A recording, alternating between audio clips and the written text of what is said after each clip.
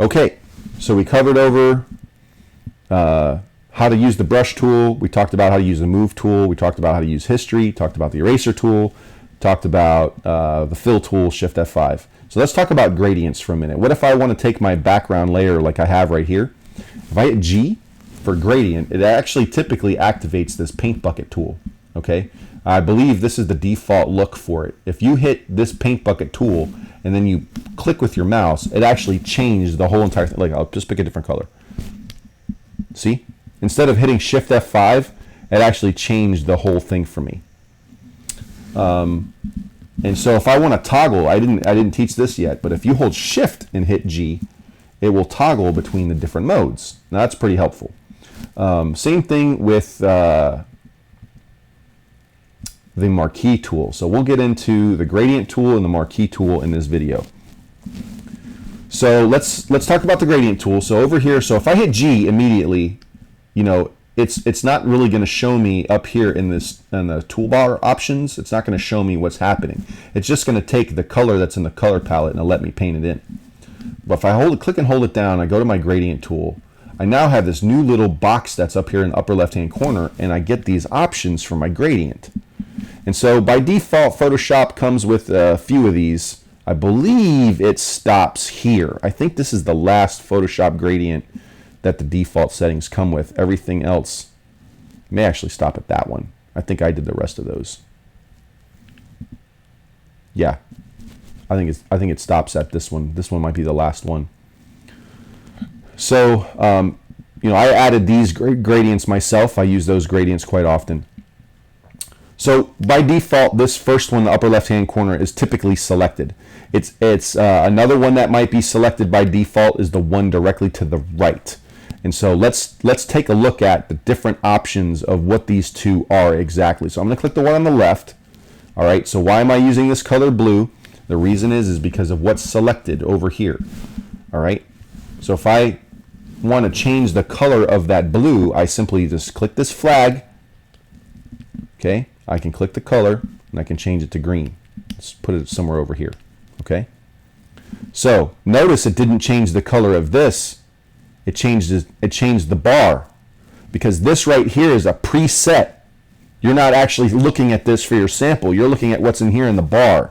So if I hit OK and I want to now draw, so if I click and drag, I can change the distance by how tiny or how long I click on the drag tool. Okay, so short distances between point A and point B will give me something like this.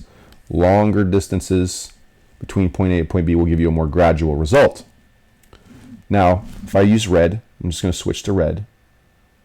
Okay, notice if I start painting, even though I switched to red, it didn't change the color. Even though my color over here is correct, how come it didn't change this? Well, again, you have to change it here. So look, this is what's currently in the palette, but now this color's changed. That's because it's recognizing by default what's in this color wheel. There's a script attached to it. So now I can change the color again. Okay.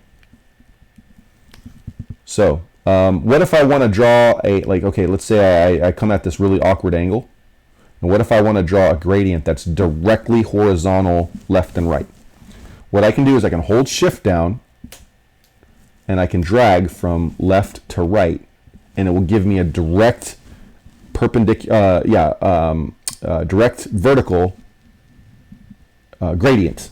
Now, the same is true if I want to rotate it 90 degrees and I want to go up and down instead of left and right. I hold Shift and I start at the top and go to the bottom. Now I've got a real simple gradient. What if I want to change the color? Okay, so let's come over here. Let's select the one next to it and see what happens. So if I paint a little bit over here, look at that. Pardon me.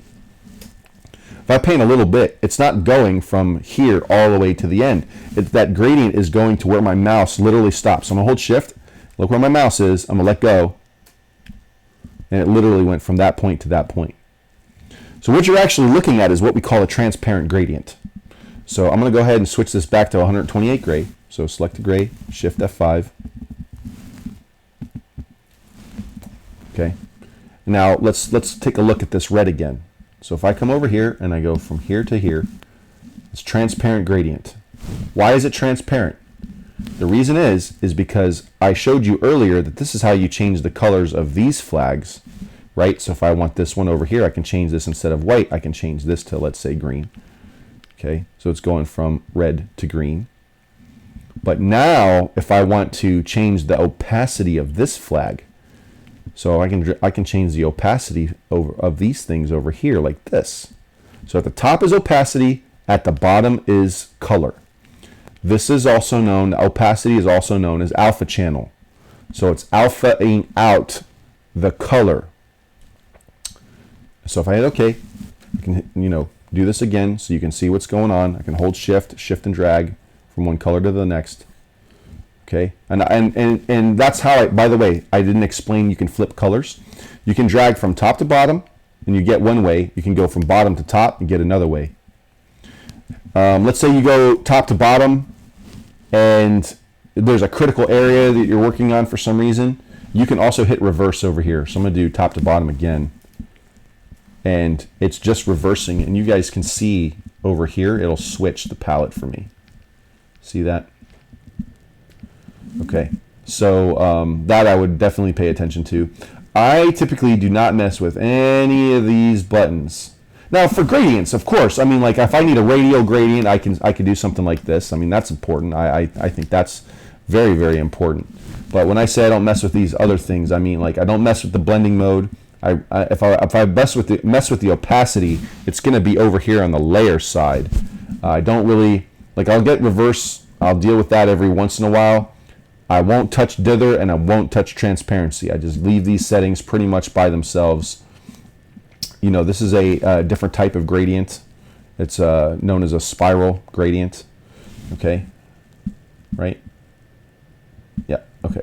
This is a reflected gradient. So I can get, by drawing in the middle and holding shift, it'll actually draw a gradient between both colors like a cylinder. So I can do something like this. So as you can see, it can get stretched out much wider. So I don't have to start all the way over here to go to here to here. I start in the middle and it'll actually blend both sides for me. And then over here is a diamond gradient. All right, so that's that for you. And that is pretty much it for the fills and the gradients. I don't know if I really want to talk about anything else. I think in the next video we'll go ahead and talk about marquee selection. All right, shalom.